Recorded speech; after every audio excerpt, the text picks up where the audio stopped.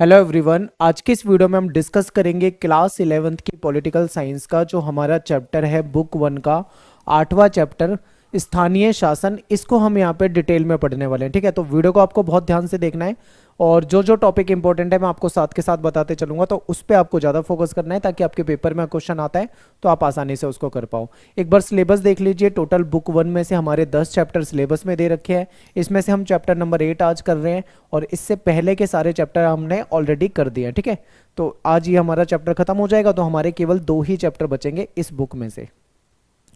आपको नोट्स हमारी वेबसाइट पे मिल जाएंगे eklavyastudypoint.com। आपको गूगल पे जाके सर्च करना है। इस तरीके से आपके सामने वेबसाइट आएगी। पहले नंबर पे जो लिंक आएगा उस पर क्लिक कर देना, क्लास 11th में जाना, अपने सब्जेक्ट में जाना और ऐसी टेबल आएगी। यहाँ पे जाके आप चैप्टर वाइज नोट्स पढ़ सकते हो। चैप्टर वाइज MCQ मिल जाएंगे। Short question, long question important पढ़ने हैं तो आप यहाँ से देख सकते हो। चैप्टर वाइज मैप वगैरह जो भी है सारी चीज़ें आपको हमारी वेबसाइट पर मिल जाएगी। ठीक है, चलिए स्टार्ट करते हैं वीडियो को। देखिए, लास्ट चैप्टर था हमारा संघवाद। संघवाद पढ़ा था हमने इससे पहले।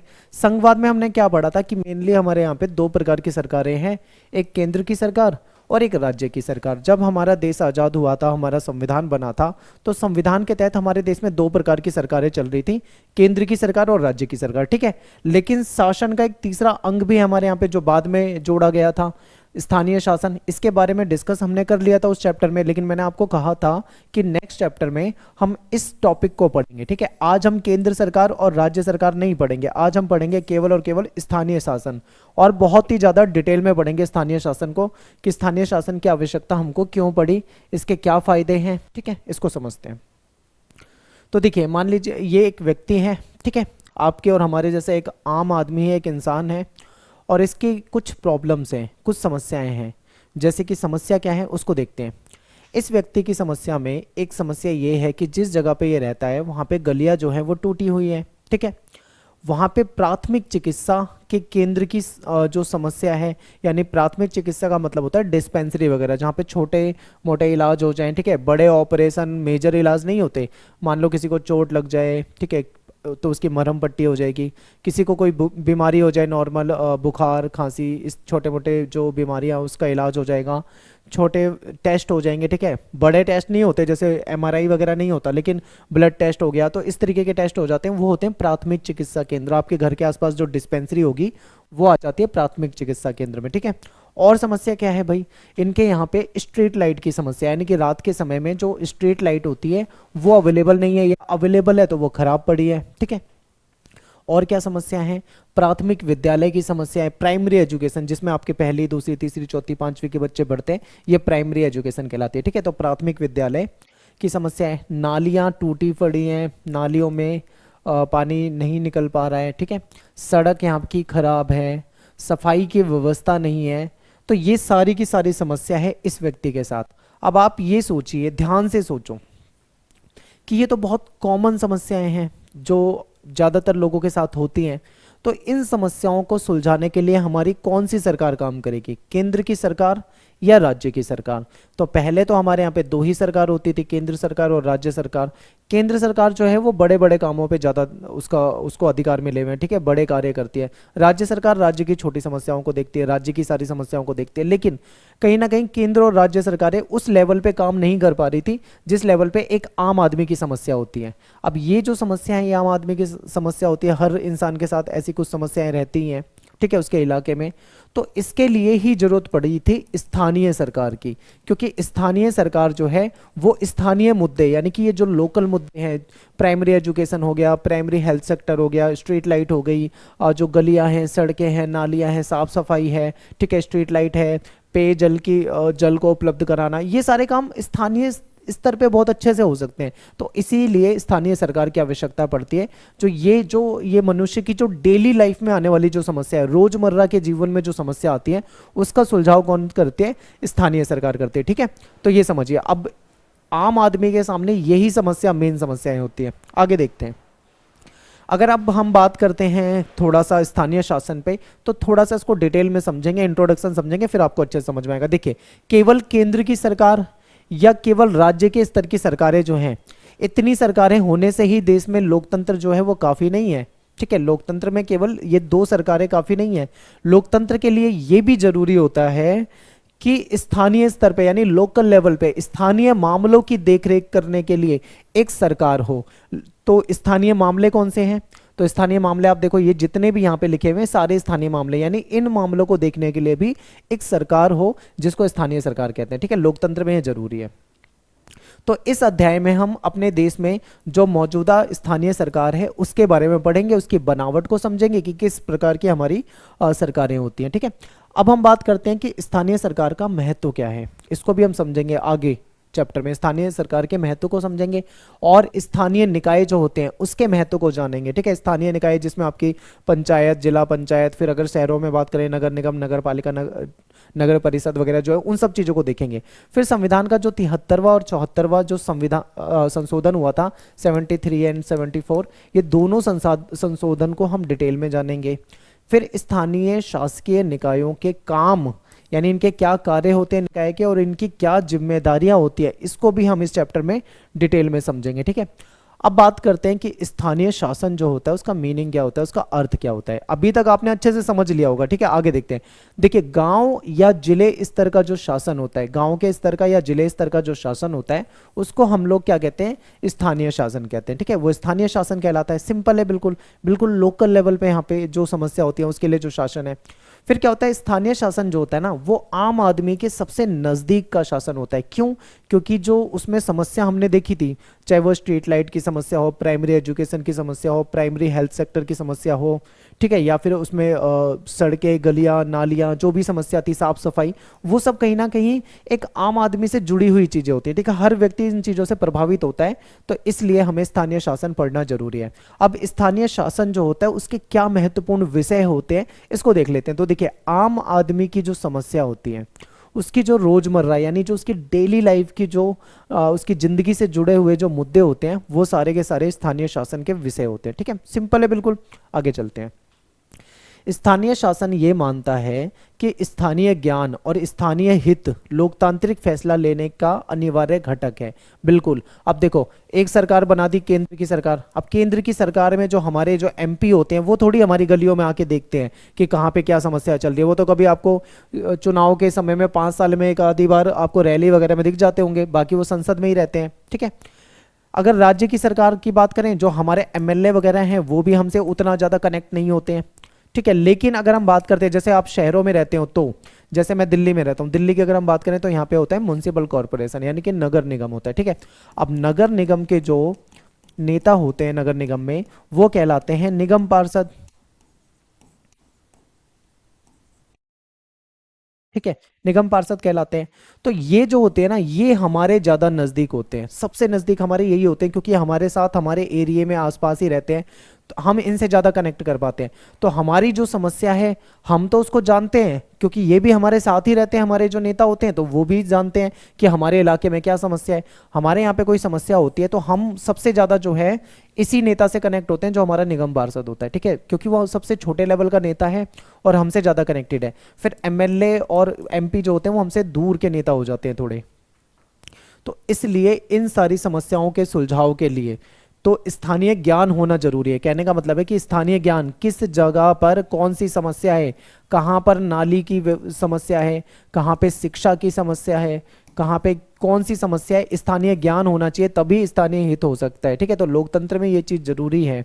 तो यही स्थानीय शासन का मानना है कि स्थानीय ज्ञान बहुत महत्वपूर्ण घटक होता है। ठीक है, एक बेहतर शासन और जनहितकारी प्रशासन के लिए स्थानीय समस्याओं का ज्ञान जरूरी है, क्योंकि जब तक स्थानीय समस्या ही नहीं पता होगी तो कैसे विकास करेंगे।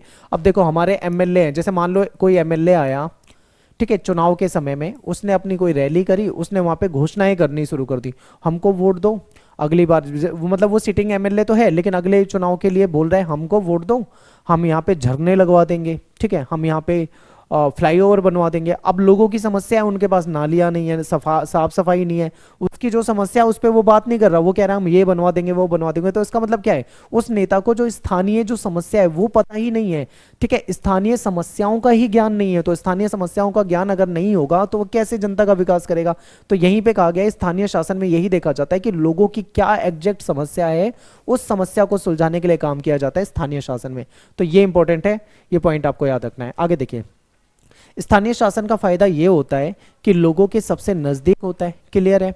इसके कारण इनकी समस्याओं का जो समाधान होता है ना, वो एक तो तेजी से हो पाएगा और दूसरा वो कम खर्च में हो पाएगा, क्योंकि जो एक आम आदमी की जो समस्या है, उसके जो करीबी जो नेता है, गांव के अगर नजरिए से देखो, जैसे मैं शहर में रहता हूँ, मैं शहर के नजरिए से बता रहा था, गांव के नजरिए से बात करें तो जो ग्राम प्रधान होगा, गांव का जो प्रधान होगा, वो गांव वालों के साथ ही रहता है। उस जो गांव वालों की समस्या है, उस समस्या से वो अच्छे तरीके से अवगत है, उस समस्या को अच्छे तरीके से जानता है, ठीक है। तो सबसे नजदीक का शासन है, तो वो जानता है, तो जाहिर सी बात है कि बहुत तेजी से उस समस्या को सुलझाव किया जा सकता है और कम खर्चे में भी उसका समाधान किया जा सकता है, ठीक है। वरना अगर केंद्र सरकार, राज्य सरकार करने लगे तो वो सर्वे ही कराने लग जाएगी कि कहाँ पे क्या समस्या है, पता लगे सर्वे में ही उसने लाखों करोड़ों रुपए लगा दिए, तो ठीक है। तो ऐसे पॉसिबल नहीं हो पाएगा। लेकिन स्थानीय शासन है तो वो अच्छे से जानता है भाई किस एरिया में क्या समस्या है, वो उसी पे काम करेगा, तो कम समय में भी हो जाता है और कम खर्च में भी हो जाता है। अब बात करते हैं स्थानीय शासन को हम दो कैटेगरी में बांटेंगे, ठीक है। एक तो होता है गांव का शासन, एक होता है नगर।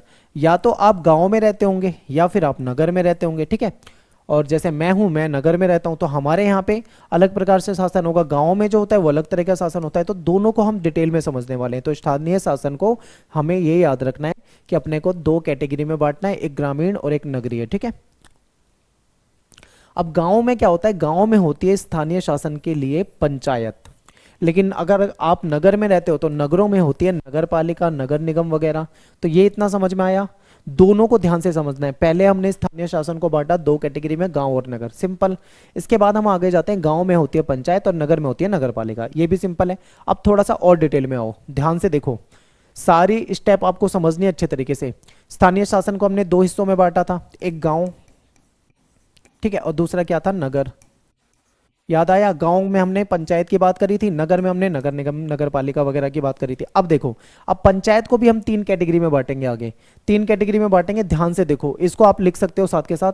इसमें आपकी जिला परिषद, ग्राम पंचायत, ग्राम सभा हो जाएगी। अगर हम नगर पालिका की बात करते हैं तो नगर निगम, नगर पालिका और नगर परिषद हो जाएगी। तो ये तीनों को आपको ध्यान रखना है, नगर वाले तीनों पॉइंट और ग्राम पंचायत वाले, जो पंचायत वाले तीन पॉइंट है, तीनों को अच्छे तरीके से याद रखना है।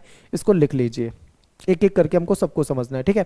अब बात करते हैं कि जो स्थानीय शासन है, अपने को स्थानीय शासन की आवश्यकता क्यों पड़ी। क्योंकि हमारे पास तो पहले से दो सरकारें हैं, एक तो केंद्र की सरकार है, ठीक है, और दूसरी राज्य की सरकार है। यह हमने इससे पहले वाले चैप्टर में पढ़ा था। जब हमारे पास दो सरकार ऑलरेडी है तो अपने को जरूरत ही क्यों पड़ती है तीसरी सरकार की, स्थानीय सरकार की आवश्यकता है क्यों, तो उसको हम समझेंगे, ठीक है।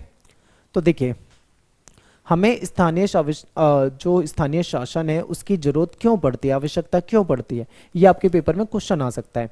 तो हम ये कह सकते हैं कि एक मजबूत लोकतांत्रिक व्यवस्था कायम करने के लिए स्थानीय शासन की जरूरत होती है। क्योंकि स्थानीय शासन होगा तो वो अच्छे तरीके से स्थानीय समस्याओं को समझेगा और उसके लिए वो काम करेगा, वो समस्या सुलझेंगी तो एक बेहतरीन लोकतांत्रिक व्यवस्था बनेगी। इसलिए स्थानीय शासन की आवश्यकता होती है, पहला पॉइंट। फिर क्या है कि स्थानीय स्तर की जो राजनीतिक, आर्थिक और जो आर्थिक भागीदारी है उसको सुनिश्चित करने के लिए स्थानीय शासन की आवश्यकता होती है। क्योंकि स्थानीय स्तर पे क्या राजनीतिक समस्या है, क्या आर्थिक समस्या है, उसको समझने के लिए स्थानीय शासन सही तरीके से, बेहतर तरीके से कार्य कर पाता है, ठीक है। आगे देखते हैं, सामान्य नागरिकों के प्रतिनिधियों तक पहुंच के लिए स्थानीय शासन की आवश्यकता होती है। देखिए, एक जो सामान्य नागरिक होता है ना, उसकी पहुंच एक एमपी तक, एक एमएलए तक बहुत कम होती है। मैंने आपको स्टार्टिंग में बताया था, किसी की डायरेक्ट जानकारी में कोई एमएलए एमपी हो तो वो बात अलग है, लेकिन एक आम आदमी उन तक आसानी से नहीं पहुंच पाता। लेकिन स्थानीय स्तर की जो सरकारें होती है, चाहे आपका गांव का प्रधान हो, चाहे आपका निगम पार्षद हो, वहां तक लोगों की पहुंच होती है, वो अपनी समस्या को वहां तक पहुंचाएगा। यानी अगर हम अपनी समस्या को अपने स्थानीय जो प्रतिनिधि है हमारा, उस तक पहुंचाएंगे तो फिर वो हमारी समस्या को और आगे पहुंचा सकता है, उसका कुछ सुलझाव होगा। तो इसलिए स्थानीय शासन जरूरी होता है। फिर किसी कार्य को सफल और तीव्र गति से करने के लिए भी, ठीक है, कोई जन कल्याणकारी कार्य हो, तेजी से काम करना है तो उसके लिए भी स्थानीय शासन की जरूरत होती है। आपसी सामंजस्य और सफल प्रशासन के लिए भी स्थानीय शासन की आवश्यकता होती है। भारत में स्थानीय शासन जो है, इसका विकास जो है वो कैसे हुआ है, इसको देख लेते हैं। तो देखिए, ऐसा माना जाता है कि अपना शासन खुद चलाने वाले ग्राम समुदाय जो थे वो पहले से भारत में थे। ऐसा नहीं है ये बाद में आए। प्राचीन भारत में अगर हम देखें तो प्राचीन भारत में ऐसे ग्राम समुदाय पहले से मौजूद थे जो अपना शासन खुद चलाते थे। इनको उस समय में, उस जमाने में सभा के रूप में जाना जाता था, सभा के नाम से जानते थे। फिर जैसे जैसे टाइम बीता तो गांव की इन सभाओं को ने पंचायत का रूप ले लिया। ठीक है, पहले जो होती थी वो गांव में सभा होती थी, सभा कहलाती थी। फिर समय के साथ वो धीरे धीरे उसका रूप बदला और वो पंचायत कहलाने लगी। ठीक है, फिर समय बदलने के साथ साथ पंचायतों की जो भूमिका और काम है वो बदलने लगे, यानी पंचायत की जो काम और जिम्मेदारियां हैं वो समय के साथ क्या होने लगे, बदलने लगे, इनका काम और बढ़ता गया। आधुनिक समय में स्थानीय शासन के जो निर्वाचित निकाय हैं, ठीक है, ये सन 1882 में अस्तित्व में आए थे। यानी कि आधुनिक काल में, अगर हम अंग्रेजों के समय की बात करें, उस समय में देखें तो 1882 से एक निर्वाचित रूप से ये निकाय आने लगे थे। उस वक्त जो वायसराय था वो था लॉर्ड रिपन। उसने इन निकायों को बनाने की शुरुआत करी थी और उस वक्त इसको मुकामी बोर्ड के नाम से जाना जाता था। अब यहाँ पे आपको याद रखना है, ये क्वेश्चन आपके पेपर में एमसीक्यू में पूछा जा सकता है कि आधुनिक काल में ये जो स्थानीय शासन है या जो मुकामी बोर्ड है इसकी शुरुआत करवाने वाला वायसराय कौन था? तो लॉर्ड रिपन। आपको याद रखना है, पहले किस नाम से जाना जाता था आधुनिक काल में? मुकामी बोर्ड के नाम से। ठीक है, ये लेकर आया था, लेकिन ज़्यादा कारगर नहीं था ये। यानी कि इस दिशा में प्रगति जो थी वो बहुत धीमी गति से हो रही थी, यानी कि बहुत धीमे धीमे प्रगति हो रही थी, इसलिए ज़्यादा ये कामयाब नहीं था। फिर भारतीय राष्ट्रीय कांग्रेस, जो नेशनल कांग्रेस ऑफ इंडिया है, इसने सरकार से, यानी अंग्रेजों की सरकार से डिमांड की कि सभी स्थानीय बोर्ड जो हैं उसको ज़्यादा कारगर यानी ज़्यादा बेहतर बनाने के लिए, ठीक है, वो सरकार को, यानी अंग्रेजों की सरकार को कदम उठाने चाहिए। ठीक है, फिर गवर्नमेंट ऑफ इंडिया एक्ट आता है 1919 में। फिर इसके बनने पर कई सारे जो प्रांत होते हैं वहां पे बनती है ग्राम पंचायत। अब लिखित रूप से ग्राम पंचायतें बननी शुरू हो गई।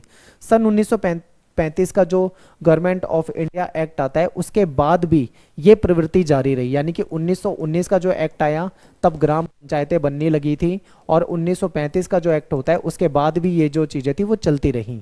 फिर आगे क्या होता है इसको देखते हैं। महात्मा गांधी ने जोर देकर कहा कि आर्थिक और राजनीतिक सत्ता का विकेंद्रीकरण होना चाहिए। ठीक है, यानी कि ऐसा ना हो कि सत्ता केंद्र के हाथ में हो और राज्यों के हाथ में हो, बल्कि उसका विकेंद्रीकरण हो, यानी कि आम लोगों तक पहुंचे। तो उनका, गांधी जी का मानना था कि ग्राम पंचायतों को मजबूत बनाना है तो सत्ता के विकेंद्रीकरण का जो कारगर साधन हो सकता है कि, ठीक है, यानी केंद्र और राज्य तक बात सीमित ना रहे बल्कि पंचायतों को भी अधिकार हो। पंचायत जो होगी, जो वो गांव की पंचायत होगी, वो गांव की समस्या को अच्छे तरीके से जानती है, तो उसके लिए वो काम कर सकेगी। ठीक है,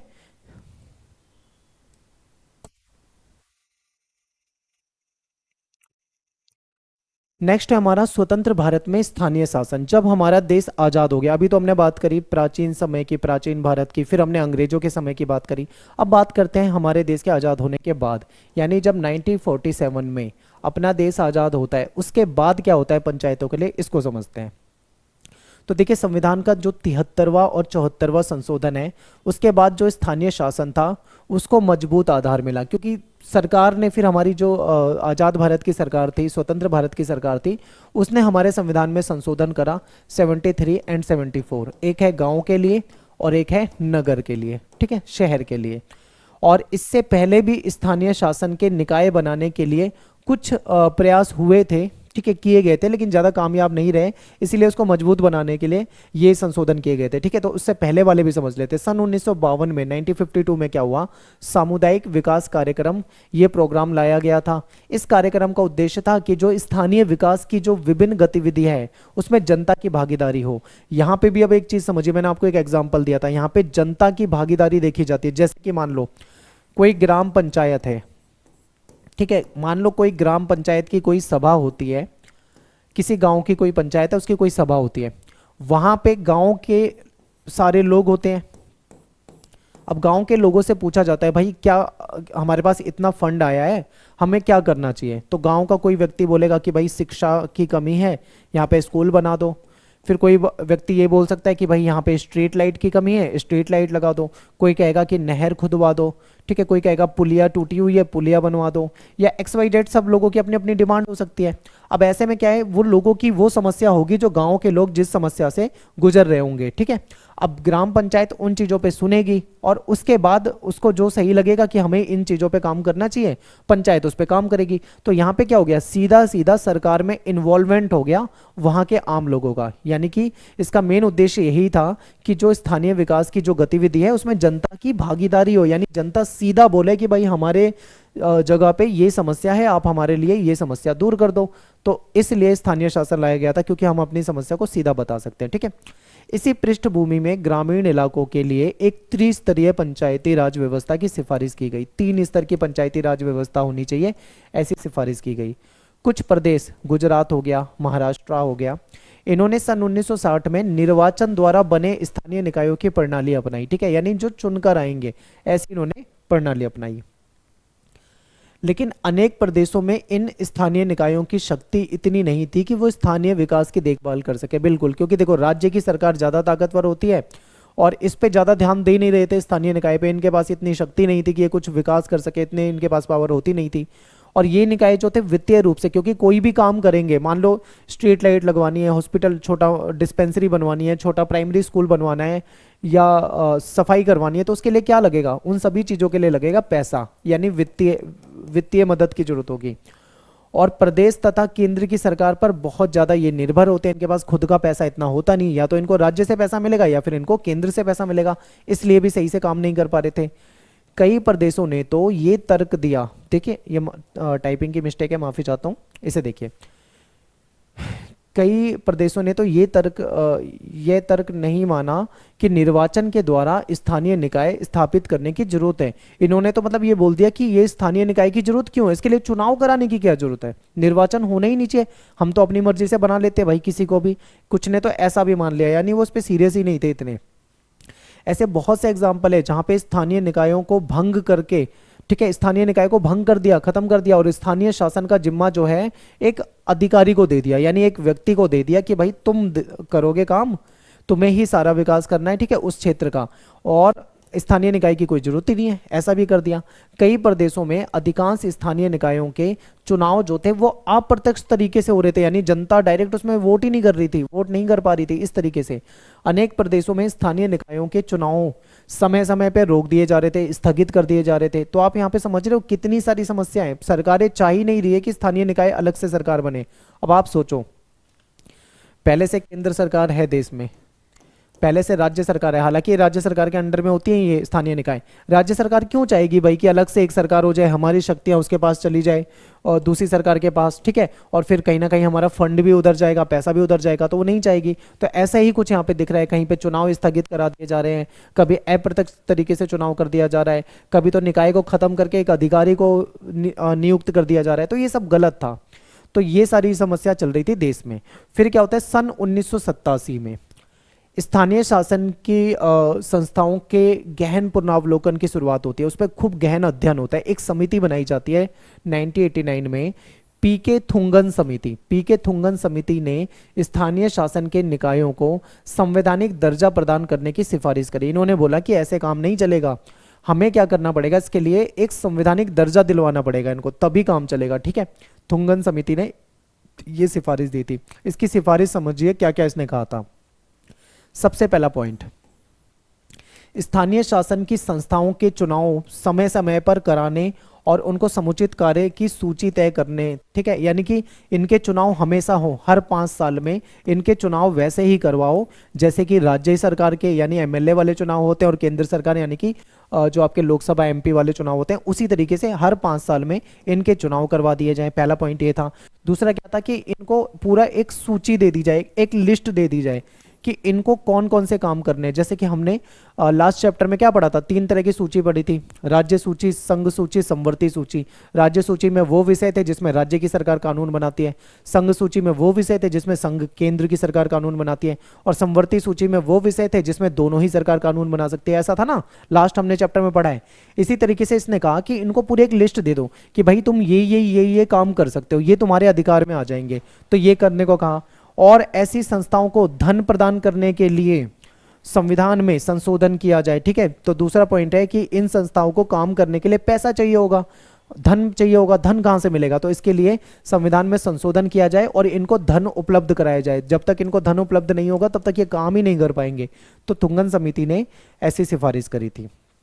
ठीक है, इसके बाद देखो फिर सरकार उसको देखती है, समझती है, तो सरकार करती है संविधान में संशोधन। फिर आता है 73वां और 74वां संशोधन। ठीक है, ये जरूरत महसूस हो जाती है। सन 1989 में केंद्र सरकार ने 2 संविधान संशोधन की बात जो थी उसको आगे बढ़ा दिया। इन संशोधनों का लक्ष्य क्या था? इनका लक्ष्य ये था कि जो स्थानीय शासन है इसको मजबूत किया जाए और पूरे देश में इसके कामकाज और बनावट में एक रूपता लाई जाए, यानी एक जैसा ही होगा, जैसा दिल्ली में होगा ऐसा ही दूसरे स्टेट में होगा। ठीक है, सभी जगह एक जैसा हो, गाँव में एक जैसा हो, शहरों में एक जैसा हो। तो सन 1992 में संविधान के 73वां और 74वां जो संशोधन था ये संसद में पारित हुआ। अब याद रखिए संसद में पारित कब हुआ? 1992 में। आगे देखो क्या होता है। और संविधान का जो 73वां संशोधन है ये गांव के स्थानीय शासन के लिए हुआ था, यानी जो लोग गांव में रहते हैं उनके लिए ये संशोधन था। और इसका संबंध पंचायती राज व्यवस्था से था। ये इंपॉर्टेंट है, पंचायती राज व्यवस्था। ठीक है, और संविधान का जो 74वां संशोधन है 74, ये शहरी क्षेत्रों के लिए, जो लोग शहरों में रहते हैं उनसे जुड़ा हुआ है। सन 1993 में, यानी 92 में संसद में पारित हुआ, 93 में ये जो संशोधन था ये लागू हो गया। ठीक है, पारित कब हुआ और लागू कब हुआ दोनों याद रखना है, पेपर में जैसा क्वेश्चन पूछे वैसा कर देना है। ठीक है, 92 में पारित हुआ, 93 में लागू हो गया, तो दोनों चीजें आपको याद रखनी है। अब बात करेंगे हम 73वें संविधान संशोधन की। ये किसके लिए था? ये गांव के लिए था। ठीक है, किसके लिए था? गांव के लिए था। इसमें त्रिस्तरीय इसकी बनावट है। सबसे निचले स्तर पे आ जाती है हमारी ग्राम पंचायत या ग्राम सभा, और सबसे ऊपर के स्तर पे आ जाती है जिला पंचायत। जिला पंचायत मतलब पूरे जिले को देखता है। ठीक है, तो जिला सबसे ऊपर, ग्राम पंचायत सबसे नीचे, और बीच में आ जाता है ब्लॉक समिति। इसको खंड, प्रखंड, मंडल, तालुका कई नामों से जाना जाता है, पर हमें इस तरीके से याद रखना है। ठीक है, आप कोई भी नाम याद रख लो, पेपर में आप कुछ भी लिख सकते हो। तो ये 3 स्तर थे, ये इसके महत्वपूर्ण है। ठीक है, ये तीनों स्तर इसके महत्वपूर्ण है। तीनों स्तर के बारे में आपको अच्छी जानकारी होनी चाहिए। अब आगे देखते हैं 73वें संविधान संशोधन को थोड़ा डिटेल में समझते हैं, अच्छे तरीके से समझते हैं। देखिए, अब इसमें यह बात रखी गई कि अब सभी प्रदेशों में पंचायती राज व्यवस्था जो है उसका जो त्रिस्तरीय ढांचा है, ठीक है, 3 स्तर का जो ढांचा है वो लागू होगा। सबसे निचले स्तर पे जो होगी वो हमारी ग्राम पंचायत होगी। ठीक है, और ग्राम पंचायत के दायरे में एक गांव भी हो सकता है या एक से ज्यादा गांव भी हो सकता है। ठीक है, कोई कोई ग्राम पंचायत ऐसी है जहां पे एक ही गांव हो, कोई ग्राम पंचायत ऐसी भी हो सकती है जिसमें 2 या 3 गांव भी हो सकते हैं। मध्य वाले लेवल पे जो होता है उसको मंडल कहा जाता है, या फिर इसको खंड, प्रखंड, तालुका जो भी आप कहो। ठीक है, ब्लॉक भी कहा जाता है जैसा मैंने आपको दिखाया था। फिर इसके बाद सबसे ऊपरी स्तर पे जो होता है, ठीक है, जो प्रदेश आकार में छोटे होते हैं वहां पे मंडल या तालुका पंचायत या यानी कि मध्यवर्ती स्तर को बनाने की जरूरत ही नहीं है। मान लो कोई प्रदेश बहुत छोटे आकार का है तो वहां सीधा जिला पंचायत और ग्राम पंचायत से काम चल जाएगा। सबसे ऊपर वाले जो पायदान में होता है वो होता है जिला पंचायत। ठीक है, इसके दायरे में जिले का पूरा ग्रामीण इलाका आ जाता है। जिला पंचायत में जैसे एक जिला है, उस जिले में जो भी ग्रामीण इलाका है पूरा का पूरा आ जाएगा, तो सबसे ऊपर के लेवल पे होता है जिला। तो ये हमने अभी उसमें इमेज में भी देखा था, यहाँ पे दोबारा देख लेते हैं। जैसे मान लो सबसे ऊपर के स्तर पे आ जाएगा जिला, जिसमें पूरा जिला हो जाएगा, और सबसे निचले स्तर पे हो जाएगी ग्राम पंचायत, ग्राम सभा वगैरह। बीच में आ जाता है ब्लॉक समिति, इसको मंडल भी कहा जाता है। ठीक है, तालुका वगैरह भी कहा जाता है। तो पंचायती हलके में मतदाता के रूप में दर्ज हर वयस्क व्यक्ति ग्राम सभा का सदस्य होता है। यानी कि ग्राम सभा का सदस्य कौन होता है? हर वे व्यक्ति जो आपका अडल्ट हो रखा हो, ठीक है, वो सभी उसके सदस्य होते हैं। जो वोट देने का अधिकारी होता है, अधिकार जिसको होता है, वो इसका सदस्य होता है। ग्राम सभा की भूमिका और कार्य का फैसला प्रदेश के कानूनों से होता है। ठीक है, ग्राम सभा की जो भूमिका है और जो भी कार्य या फैसला है वो प्रदेश के जो कानून है उसके तहत ही होगा, उसके अकॉर्डिंग ही होगा। अब बात करते हैं चुनाव। चुनाव कैसे होते हैं भाई? तो पंचायती राज के तीनों स्तर के चुनाव जो होते हैं वो सीधा जनता के द्वारा होते हैं, यानी प्रत्यक्ष, यानी जनता सीधा जाएगी, डायरेक्ट वोट करेगी। हर पंचायती राज की अवधि जो होती है वो 5 साल की होती है। ठीक है, जैसे हमारे विधानसभा, लोकसभा 5 साल का, इसी तरीके से ये भी 5 साल का होता है। अगर प्रदेश की सरकार के द्वारा मान लो कभी किसी सरकार ने समय से पहले पंचायत को भंग कर दिया, उसको बर्खास्त कर दिया, उसको सस्पेंड कर दिया, तो 6 महीने के अंदर दोबारा से चुनाव कराने जरूरी होते हैं। 6 महीने के अंदर दोबारा से पंचायत समिति वगैरह जो भी है ये बनेगी। आरक्षण की बात कर लेते हैं। देखिए, महिलाओं के लिए महिलाओं के लिए क्या होता है, पंचायती संस्थाओं में 1/3 सीट जो है वो आरक्षित है। फिर दूसरे नंबर पे है पॉइंट है ये कि SC ST जो है इनके लिए भी उनकी जनसंख्या के आधार पे आरक्षण का प्रावधान किया हुआ है। फिर तीसरे नंबर पे अपना आ जाता है कि अगर प्रदेश की सरकार चाहे तो OBC जो होती है कैटेगरी, ठीक है, अगर चाहे तो OBC की सीट के लिए भी आरक्षित कर सकती है कि भाई कौन सी सीट OBC आरक्षण में जाएगी, प्रदेश की सरकार चाहे तो ऐसा कर सकती है। फिर तीसरे नंबर पे है विषयों का स्थानांतरण। अब देखो हमने क्या पढ़ा था लास्ट चैप्टर में, एक होती है राज्य सूची जिसमें राज्य की सरकार कानून बनाती है, एक होती है संघ सूची जिसमें संघ सूची कानून संघ की सरकार कानून बनाती है, और एक होती है समवर्ती सूची जिसमें दोनों ही कानून बना सकती है। ऐसा हमने पढ़ा था, अगर आपने लास्ट चैप्टर देखा है तो आपको याद होगा। तो ऐसे में ये कहा गया कि राज्य सरकार के कुछ मुद्दे जो हैं वो राज्य से हटाकर, अब 3 सरकार आ गई है ना तीसरे लेवल की, तो उसको दे दो कुछ मुद्दे, कुछ काम ये कर देगी तो राज्य सरकार के काम कम हो जाएंगे और ये काम कर पाएंगे। तो देखिए ऐसे 29 विषय जो पहले राज्य सूची में थे अब संविधान की 11वीं अनुसूची में उसको दर्ज कर लिया गया है और इन विषयों को पंचायती राज संस्थाओं को हस्तांतरित कर दिया गया है, ठीक है, क्योंकि जो पहले राज्य सरकार के हाथ में आ रहे थे, राज्य सरकार बहुत काम करती थी, अब वो काम थोड़ा सा इनको ट्रांसफर कर दिया गया है। उसकी जिम्मेदारी ये निभाएंगे, क्यों, क्योंकि भाई राज्य सरकार उस लेवल पे काम नहीं कर पाती जिस लेवल पे स्थानीय सरकार कर पाएगी, क्योंकि वहां पे जो गांव का जो प्रधान होता है वो गांव में ही रहता है, तो गांव की समस्या को अच्छे से जानता है। जो गांव में रह रहा है वो गांव की समस्या को नहीं जानेगा, तो वो अच्छे तरीके से उसको सॉल्व कर सकता है, तेजी से कर सकता है, ठीक है, फंड इकट्ठा कर सकता है, ये सारी चीजें यहाँ पे बताई है।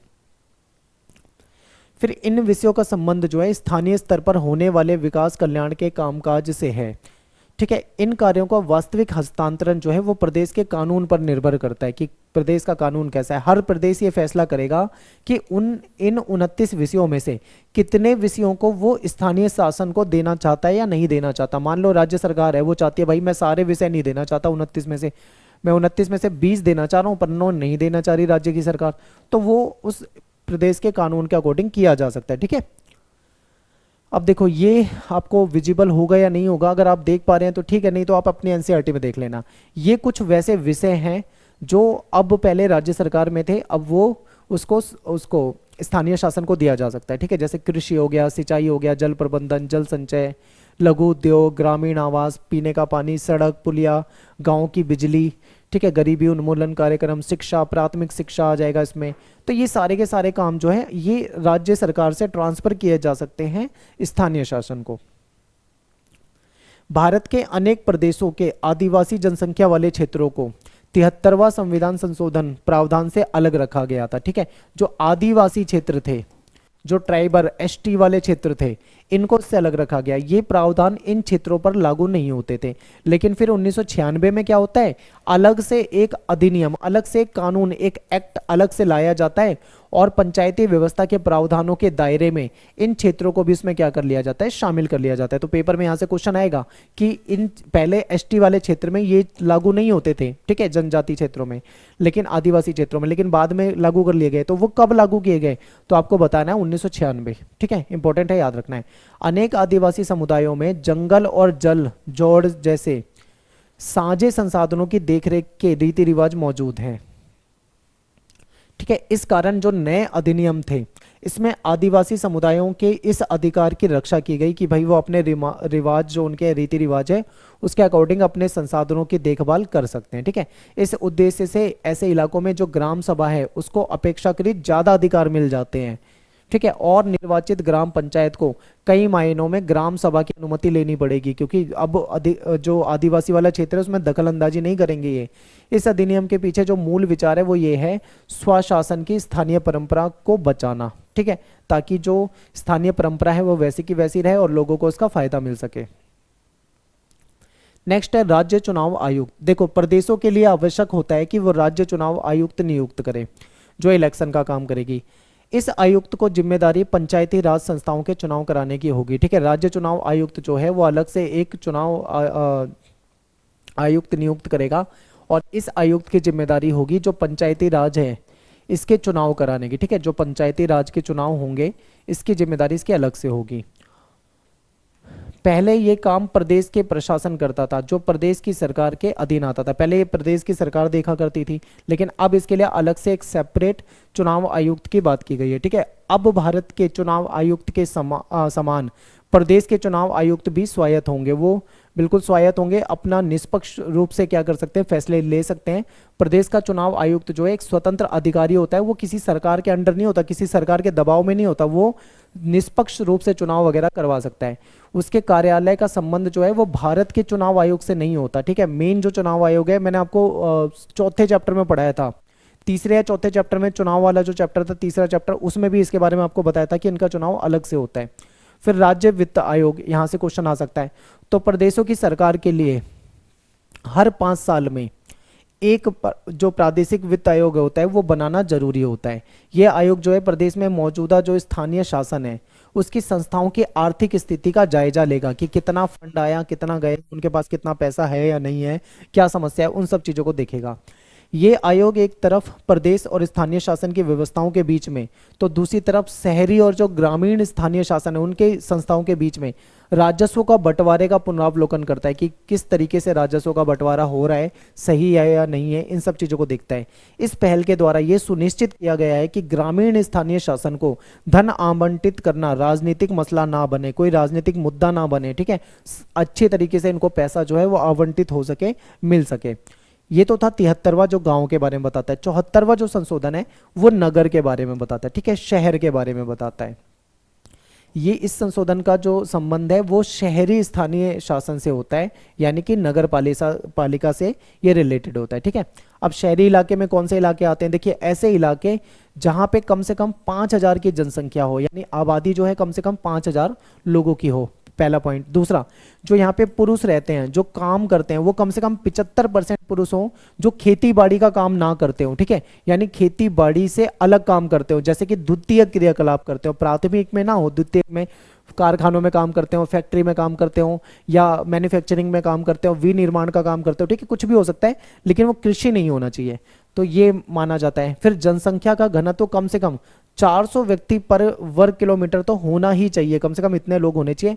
ऐसे इलाकों को शहरी इलाका माना जाएगा। ठीक है, विशेष इसमें क्या क्या है देखिए, अनेक रूपों में जो 74वां संविधान संशोधन है ना, वो जो 73वां संशोधन था उसका दोहराव है, यानी सेम वैसा ही है, लेकिन बस फर्क ये है कि ये शहरों से रिलेटेड है, वो गांव से रिलेटेड था। जो जो चीजें वहां पे थी वही वही चीजें यहाँ पर भी है। ठीक है, 73वां संशोधन के जो सभी प्रावधान हैं, जैसे कि प्रत्यक्ष चुनाव, वहां पे डायरेक्ट चुनाव होता था, जनता डायरेक्ट चुनाव करती थी। आरक्षण, जैसे वहां पे आरक्षण था वैसा ही यहाँ पे है। प्रादेशिक चुनाव आयोग जैसे वहां पे था वैसे यहाँ पे था। प्रादेशिक वित्त आयोग जो पढ़ा था हमने वैसा ही यहाँ पे है, यानी जो चीजें वहां पे थी वही चीजें यहाँ पर भी लागू होती है, सेम वैसा ही मान लीजिए इसे। 73वां और 74वां जो ये आपका संशोधन हुआ था, ये कैसे लागू किया गया, यानी क्रियान्वयन देख लेते हैं। ठीक है, तो देखते हैं। अब सभी प्रदेशों में 73 जो संशोधन था, इसके प्रावधानों को लागू करने के लिए कानून बना दिए गए हैं कि यानी अब हर जगह इसे लागू किया जाएगा। इन प्रावधानों को अस्तित्व में आए अब 10 साल से भी, यानी 10 वर्ष से भी ज़्यादा का समय हो गया है। 1994 से 2004 में अधिकांश प्रदेशों में स्थानीय निकाय के चुनाव जो हैं कम से कम 2 बार हो चुके हैं, क्योंकि 5 बार में चुनाव होते हैं, 5 साल में एक बार चुनाव होते हैं, तो अब 10 साल हो गए हैं, तो यानी कि 2 बार कम से कम चुनाव हो चुके हैं। एमपी और राजस्थान तथा कुछ और प्रदेशों में 3 बार हो चुके हैं, क्योंकि यहाँ तो पहले भी हो गए थे चुनाव, तो यहाँ पे 3 बार चुनाव हो चुके हैं। वर्तमान समय में अगर हम देखें, गाँव की स्थिति को देखें, गाँव में तो ऐसा माना जाता है कि जिला पंचायत कम से कम 600 के करीब है। ठीक है, गांव में यदि हम देखें तो 600 के करीब जिला पंचायत है, और 6000 के करीब जो मंडल लेवल होते हैं। ठीक है, जो बीच का स्तर होता है ये है, जिसको हम प्रखंड कहते हैं, इसको हम ब्लॉक भी कहते हैं। ठीक है, इसको हम मंडल भी कहते हैं, इसको हम तालुका भी कहते हैं, पढ़ा था ना हमने। ये 6000 के करीब है, और ग्राम पंचायतें जो है 2,40,000 के करीब है, ऐसा है। ठीक है, आगे देखते हैं। वर्तमान समय में अगर हम देखें, शहरों की बात करें तो वहां पे लगभग नगर निगम 100 हैं, नगर पालिका 1400 हैं, और नगर पंचायत जो है 2000 के करीब है। आगे देखते हैं, पंचायत और नगर पालिकाओं में अगर हम महिलाओं के लिए आरक्षण की बात करें, ठीक है, तो आरक्षण का प्रावधान है। इस कारण स्थानीय निकायों में महिलाओं की संख्या भी आपको काफी दिखेगी। आरक्षण का प्रावधान जो है वो अध्यक्ष और सरपंच जैसे पद के लिए भी है, अध्यक्ष भी बन सकते हैं महिला, सरपंच भी बन सकती है। इस कारण निर्वाचित महिला जो है जनप्रतिनिधियों की एक बड़ी संख्या अध्यक्ष और सरपंच के पदों पे भी आपको महिला दिखेगी, ठीक है। आज ऐसा है कि कम से कम 200 महिलाएं जो हैं जो जिला पंचायत के अध्यक्ष हैं, 2000 महिलाएं जो है वो मंडल या प्रखंड लेवल की जो पंचायत होती है उसके अध्यक्ष हैं, और 80,000 से ज़्यादा जो है वो जो ग्राम सभा या ग्राम पंचायतें होती हैं उसके अध्यक्ष आपको देखने को मिलेंगी। नगर निगम की बात करें तो मेयर जो है कम से कम 30 हैं, नगर पालिका में 500 से ज़्यादा महिलाएं अध्यक्ष हैं, और 650 के करीब नगर पंचायतों की जो प्रधानी है, जो प्रधान होती है वो भी महिलाओं के हाथ में है, ठीक है। तो इतना सब कुछ है। अब बात करते हैं स्थानीय शासन के विषय क्या होते हैं। तो देखो, पीने का पानी, गरीबी उन्मूलन, सामाजिक कल्याण, कृषि, सिंचाई, सड़कें, लघु उद्योग, ठीक है, शिक्षा, प्राथमिक शिक्षा, ग्रामीण विद्युतीकरण, कमजोर तबकों का कल्याण करना, सार्वजनिक वितरण प्रणाली यानी जो राशन प्रणाली होती है, महिला बाल विकास, ये सारे के सारे मुद्दे जो आ जाते हैं ये स्थानीय शासन में आ जाते हैं। स्थानीय शासन के सामने समस्या क्या है, सबसे ज्यादा आपके पेपर में ये क्वेश्चन आता है। सबसे बड़ी समस्या है धन का अभाव। इनके पास पैसा जो है वो बहुत कम होता है, ठीक है, पैसा इनके पास क्या होता है, कम होता है, ये समस्या है। दूसरी समस्या क्या है, आर्थिक मदद के लिए ये निर्भर होते हैं सरकारों पे, ठीक है, दूसरी सरकार पे, राज्य की सरकार पे अनुदान पे निर्भर होते हैं, केंद्र की सरकार के अनुदान पे निर्भर होते हैं, कहीं ना कहीं इनकी निर्भरता होती है। फिर आय से अधिक खर्च करना, यानी इनकी जो आय है वो कम है, इनको खर्च ज़्यादा करना पड़ जाता है, और जनता को जागरूक ना होना भी एक रीज़न हो सकता है, ठीक है। ये सारी इनकी समस्याएं हैं। तो यहाँ पे अपना चैप्टर खत्म हो जाता है, और इसमें क्लास 11th ESP हमारा टेलीग्राम पे ग्रुप है, इसको ज्वाइन कर लो, यहाँ पे आपको PDF नोट्स मिल जाएंगे, ठीक है। मेरा नाम सत्येंद्र प्रताप है, आप मुझे इंस्टा पे फॉलो कर सकते हो, एकलव्य स्टडी पॉइंट, ये मेरा यूज़र नेम है, आप मुझे इस नाम से सर्च करके फॉलो कर सकते हैं, ठीक है। तो वीडियो यहाँ पे खत्म हो जाती है। वीडियो पसंद आई तो लाइक कर दें, कमेंट कर दें, शेयर कर दें। मिलते हैं आपसे नेक्स्ट वीडियो में। Thanks for watching. जय हिंद, जय भारत।